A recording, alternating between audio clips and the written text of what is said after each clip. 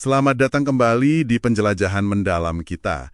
Kali ini nih, kita mau coba bedah materi yang Anda bagikan ya, tentang dasar-dasar analisis perilaku terapan atau ABA. Khususnya yang sering banget nyambung sama autisme gitu. Misi kita kali ini mau coba gali inti dari 3 konsep kunci yang kayaknya penting banget nih di catatan Anda. Penguatan atau reinforcement, terus ada pembentukan atau shaping, sama isyarat atau prompts. Siap ya kita? Siap dong. Yang seru dari materi Anda itu, gimana konsep-konsep ini tuh bukan cuma teori kaku di buku aja gitu loh. Tapi ini tuh kerangka kerja yang sistematis banget buat memahami dan juga ngebentuk perilaku. Prinsipnya sebenarnya ada di sekitar kita tiap hari. Kita sering lakuin tanpa sadar malah. Yuk kita bedah bareng-bareng deh. Oke. Mari kita mulai dari yang paling dasar kayaknya ya. Reinforcement atau penguatan. Kalau dari sumber Anda nih, ini tuh intinya konsekuensi yang ngikutin suatu perilaku, yang bikin perilaku itu jadi lebih mungkin muncul lagi ke depannya. Kedengarannya simpel ya, tapi kayaknya ada nuansa penting di sana, bener nggak? Betul sekali. Nah, sumber Anda tuh jelas banget ngebedain 2 jenis utama. Ada yang namanya penguatan positif. Ini artinya nambahin sesuatu yang nyenengin. Kayak contoh si Thomas di catatan Anda itu, dia nyentuh sepatu, langsung dipuji terus boleh main lebih lama. Jadinya, perilaku nyentuh sepatunya itu kemungkinan bakal diulang lagi kan? Terus ada lagi penguatan negatif. Nah, ini nih yang sering salah arti. Ini bukan hukuman loh ya, tapi ini justru ngilangin sesuatu yang nggak enak atau nggak disukai. Contohnya kayak anak minta pulang dari tempat yang berisik banget. Terus permintaannya diturutin. Hilangnya suara berisik itu tadi, itu memperkuat perilaku dia minta pulang pas ada di situasi berisik lagi nanti. Jadi kata kuncinya, negatif di sini artinya ngambil atau ngilangin stimulus yang nggak enak, bukan berarti jelek atau buruk. Oh, gitu ya. Jadi mau positif atau negatif, tujuannya sama aja ya, yaitu memperkuat perilaku itu. Caranya dengan bikin situasinya jadi lebih enak buat si individu. Di catatan Anda juga disebutin tuh bedanya reinforcer primer, kayak kebutuhan dasar gitu ya, makanan misalnya, sama sekunder, kayak mainan, pujian yang nilainya kita pelajari. Tapi gimana caranya kita bisa yakin kalau sesuatu itu beneran berfungsi sebagai reinforcer? Kan nggak semua anak suka stiker misalnya. Nah, ini dia poin penting yang ditekankan di salah satu artikel Anda. Kita baru bisa bilang sesuatu itu reinforcer kalau ada bukti nyatanya, bukti empiris. Artinya, ya kita harus amati langsung. Perilakunya beneran nggak frekuensinya setelah konsekuensi itu kita kasih terus-menerus secara konsisten. Nggak cukup kita cuma nebak-nebak, pasti dia suka ini. Harus dibuktiin pakai data perilakunya. Wah, oke. Itu ngejelasin banget kenapa ABA kesannya sangat terstruktur dan sistematis ya. Paham soal penguatan ini jadi kayak fondasi banget ya. Nah ini nyambung nih ke konsep berikutnya yang juga sering muncul di materi Anda.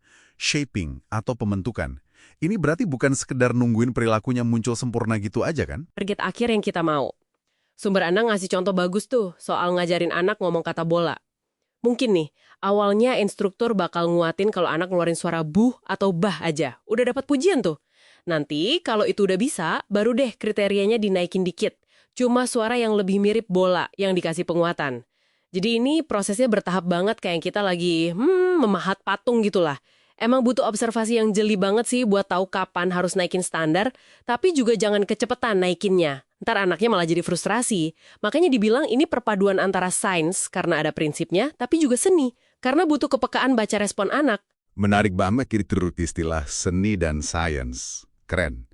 Dan selain ngebentuk perilaku dikit demi sedikit, materi Anda juga banyak nyinggung soal prompts atau isyarat. Ini kayak semacam bantuan sementara gitu ya maksudnya? Persis. Prompts itu ya bantuan tambahan aja buat mancing respons yang benar. Terutama pas seseorang lagi belajar skill baru atau mungkin pas dia butuh diingetin lagi. Sumber Anda ngejelasin tuh macam-macam jenisnya. Ada bantuan fisik langsung, misalnya kita megang tangan anak buat ngajarin tepuk tangan. Ada juga pakai gestur, kayak nunjuk gitu. Atau modeling, kita contohin dulu. Bisa juga pakai gambar, tulisan, atau isyarat verbal, kayak nanya, kamu mau yang mana? Sambil nunjukin pilihannya. Tujuannya tuh biar dia berhasil di awal-awal belajar. Dan biar nggak sering salah, karena kalau sering salah bisa bikin males atau malah jadi belajar hal yang salah kan? Tapi bukannya ada resiko jadi ketergantungan ya sama prompts ini? Kayaknya sumber Anda sempat nyinggung soal itu juga deh. Pertanyaan bagus banget. Dan iya, itu tantangan utamanya. Makanya, penggunaan prompts itu hampir selalu harus dibarengin sama rencana buat prompt fading. Prompt fading itu artinya ngilangin bantuan itu secara bertahap. Pelan-pelan, seiring anak atau individu itu makin bisa. Ini bagian yang krusial banget, biar skillnya nanti bisa jadi mandiri. Kalau nggak ada rencana fading yang pas, ya tujuan akhirnya, kemandirian itu, nggak bakal tercapai. Oke.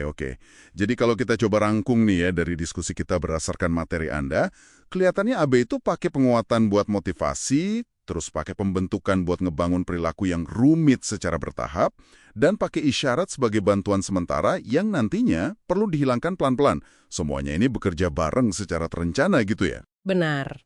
Dan intinya banget dari semua ini yaitu ngasih konsekuensi yang terstruktur buat mempengaruhi perilaku, itu sebenarnya sesuatu yang seperti juga disinggung materi Anda, mungkin Anda sendiri udah sering lakuin atau lihat dalam interaksi sehari-hari. Walaupun mungkin ya nggak pakai istilah-istilah teknis AB kayak reinforcement atau shaping gitu. Prinsipnya tuh sebenarnya universal banget. Itu dia intisarinya ya.